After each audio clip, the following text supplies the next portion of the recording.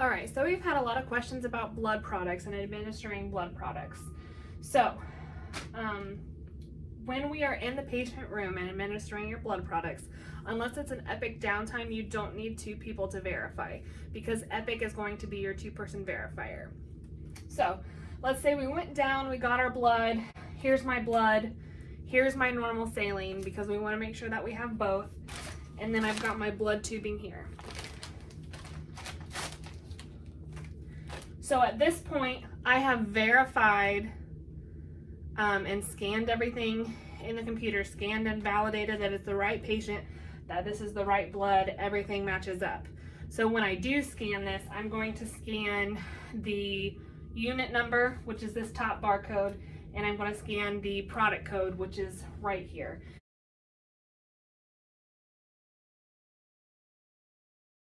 And Epic does a really good job at prompting you through that. So I've got my blood tubing, and this is Y tubing. The first thing that I do is I want to make sure that I clamp this off at the Y.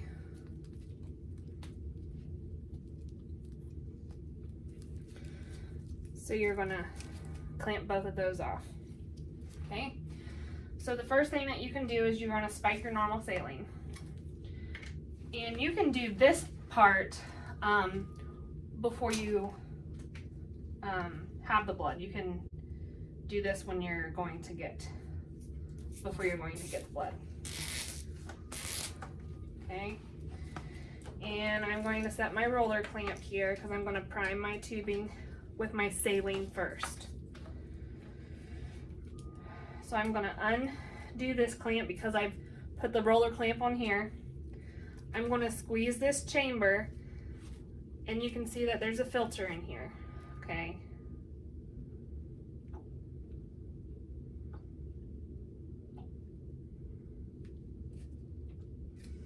So I've primed this top part, and I'm just going to use my roller clamp to prime the rest.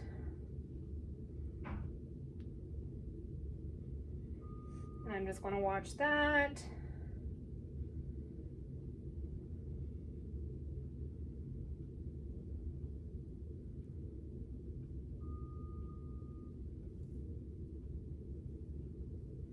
Gravity here.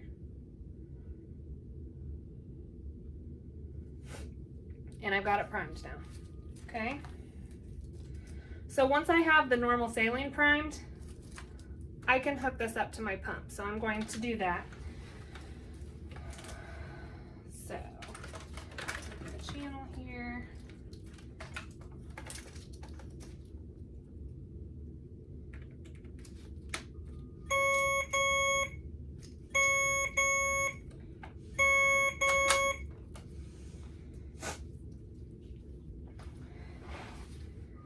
And going through and scanning, I'm going to do channel select.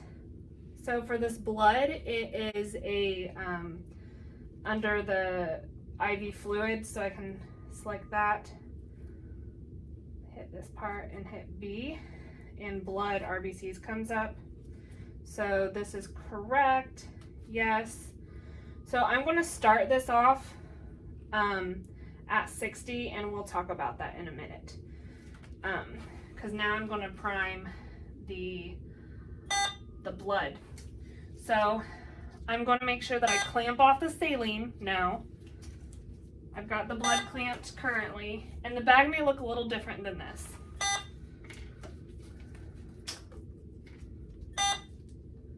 And remember, we don't want to spike anything until we've already scanned everything to validate that it's the right thing. Because once this is spiked, you wouldn't be able to send it back or not use it. So I've got this, my saline clamped. I'm going to unclamp my blood, and I'm going to squeeze the chamber to prime my blood. And it's kind of hard to see because it's like a real light red color, but now you can see the blood in my chamber. Okay, we're going to keep the saline clamped because we want to make sure that they get all of their blood first. Okay, so we've got this unclamped, And we're going to do channel select. We've got our blood and our rate. For the first 15 minutes, we want it to be at 60. Okay, because we want to make sure that they're not going to have a reaction. And the volume to be infused is 500. Okay, and then I would go ahead before I start this. I want to take a set of vitals before we give any blood. And then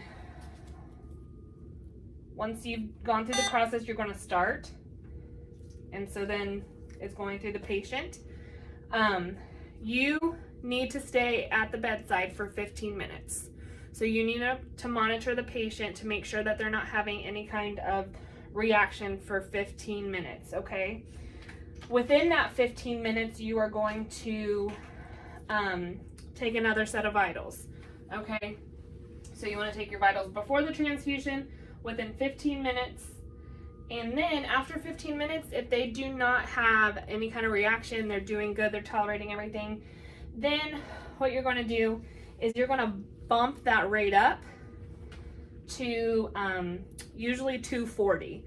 If they're at risk for fluid overload, you can do it to about 100 per hour, but we'll say that my patient is going to be able to tolerate it at 240. So I'd hit channel select, rate. I'm going to change that, start, and it's going to go. Okay. So let's say that I've given all of my blood to my patient. Okay. They didn't have a reaction or anything that I can see.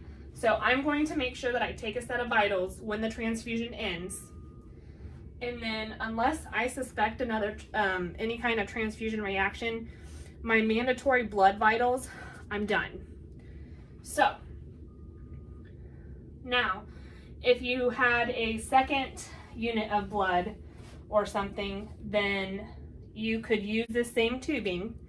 The blood tubing is only good for 4 hours or every 2 units administered or transfused.